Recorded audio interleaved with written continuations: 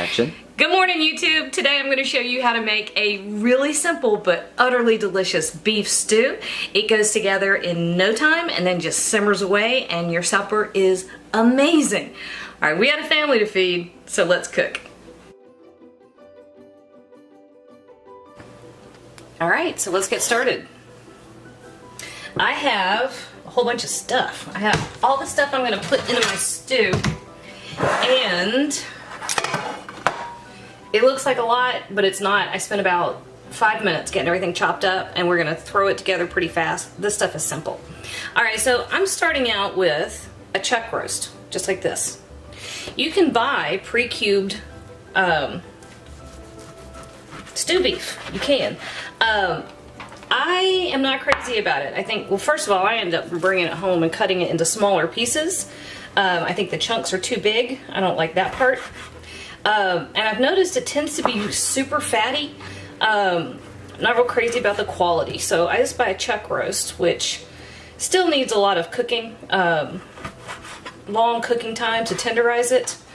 That's fine, but I figured like I have a better handle on the quality, and I can better control how much fat is in it, and if I find something that's really gristly and icky, I just cut it out. So like on this piece, see this big chunk of fat? We're gonna get rid of that. We don't need it. All right, that goes in the stock bag.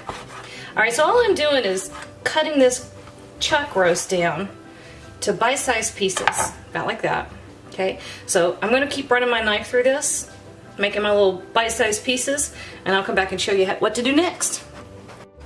All right, all done. I got rid of quite a bit of the hard fat that sits on the outside of the beef. You don't cut away all of it, of course, because part of what you're hanging on to is the fat that creates so much flavor when this stews. So don't go absolutely crazy, but the hard stuff that won't render, that'll actually just be kind of yucky if you bite into it, we get rid of that. All right, so I've got about a cup of flour over here. I'm probably gonna need more, but I guess I was being stingy. I don't know, but it's just plain old purpose flour. And I've got a good, that's 2 teaspoons of kosher salt. And to this, I'm gonna add a teaspoon of garlic powder. We're gonna use fresh garlic more in a minute, but you'll see what this is. And then I've got a good teaspoon of black pepper, okay? So we're stirring this together.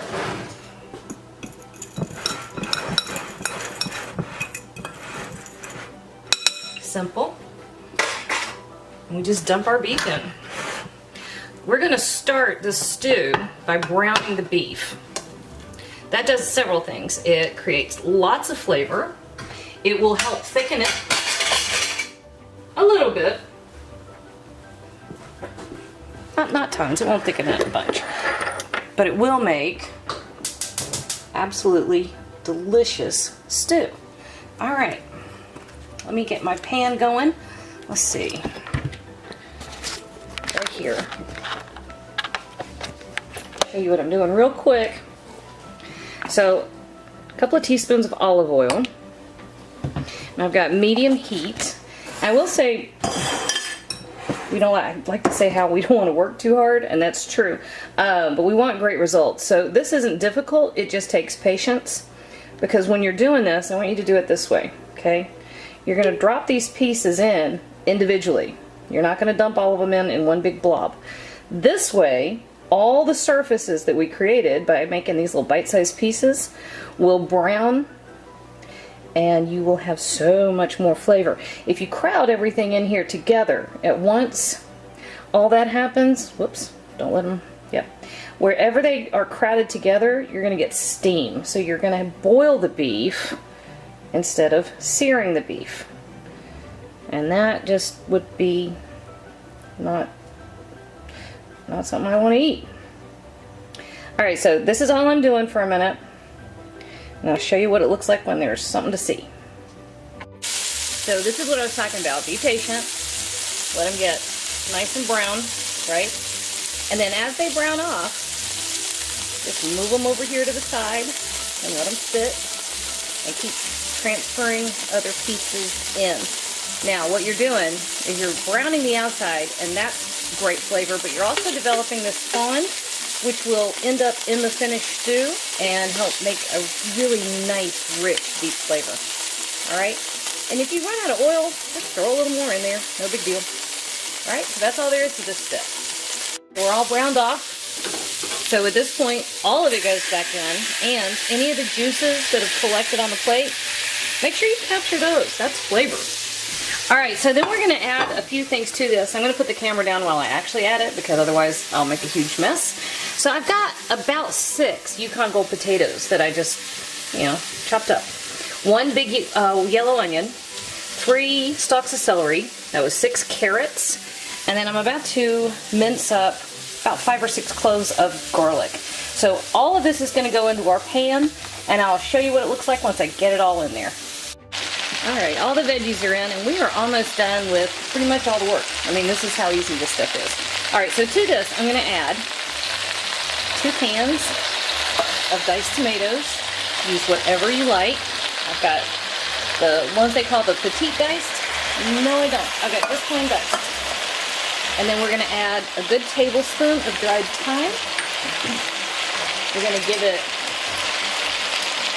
another teaspoon and a half of black pepper, 2 bay leaves, and at least 1 quart of beef broth, maybe more, I don't know yet. We're just gonna see. Quieted everything right down, didn't it?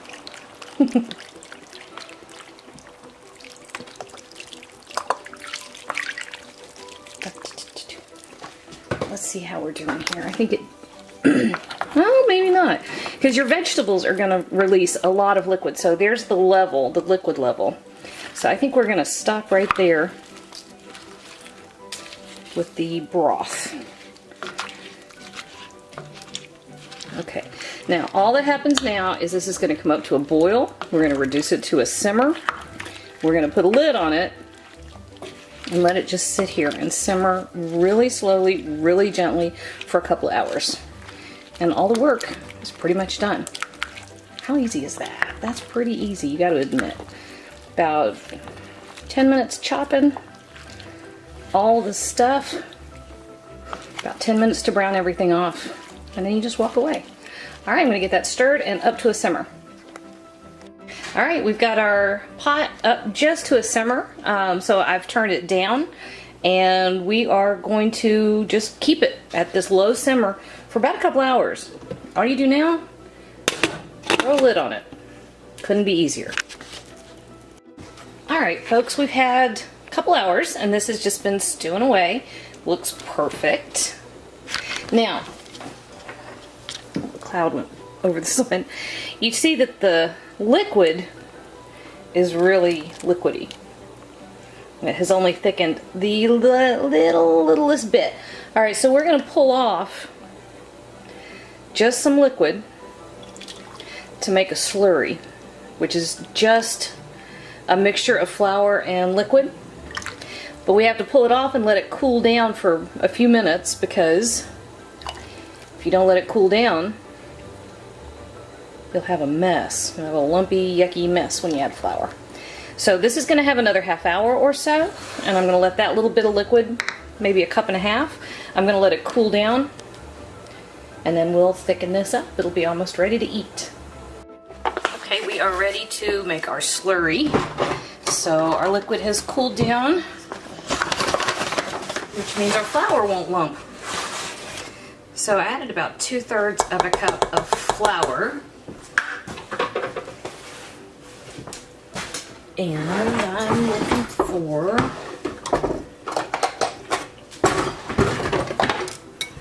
a whisk. So you really do want to make sure that this is nice and smooth before you add it in, because any lumps that are in the slurry will end up in your stew.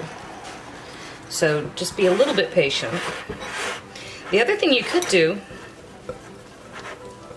if you want to thicken a soup or a stock or gravy or anything, is to make a beurre marnier, which will let you put cold flour right into a dish. And I do that sometimes. I just don't want the additional fat in here. Although, putting that much butter in would make a really beautiful texture. You just mix equal parts butter, cold butter, or room temperature butter, and all-purpose flour. See? Nice and smooth. Let's come this way. Purple pot. All right. So it looks exactly like it did a minute ago. It's only been a few minutes. And you just make sure that you mix that really well as you're adding it, because it will cook very quickly. But it will also thicken everything up and give it a just body to that liquid that was not very thick at all. And then just decide how thick do you want it. As soon as it comes to a boil and boils for 1 minute, that's when you know that flour has given you everything that it's going to give you, right? That's as thick as it's going to get. And this is still simmering a bit. I'm looking. I'm trying to decide if I want any more in there. You know what? I don't think I do. I used about half, okay? So here's what we look like. Right here. That is nice. Super silky. That's beautiful. All right, give me just a minute. I'll be back with you. There we go. All right, I'm a little irritated because I was going to throw in a nice big handful of fresh parsley, but it had gotten kind of shoved to the back of the refrigerator and it's frozen solid, which irritated me. But that is actually the perfect way to finish this. I pulled 2 or 3 leaves off just so I can get a picture with it, but seriously, frozen, not cool. Parsley just gives this nice, bright, beautiful finish to that beautiful stew. What is that stuff? Beef stew? I've been by myself too much today. I really have. These are the few leaves that didn't freeze. Normally I would throw a big handful into the pot. Can you see? There we go. That, guys, is pretty phenomenal. And one of the things I like about this most, which actually is why I made this today, I'm going to be overseas for a couple of weeks. This freezes beautifully, so I made this giant, beautiful pot of stew, and I'm stashing it in the freezer for the big kids to eat while I'm gone. Because that, guys, makes me feel less guilty, although I'm going to be in France, so I don't feel too bad. And you know what?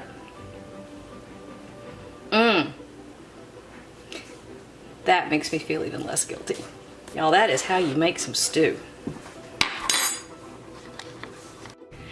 Hey YouTube, thanks for watching, and if you thought that video was helpful, do me a huge favor. Hit like, hit subscribe, hit the little bell so you get a notification whenever I post a new video.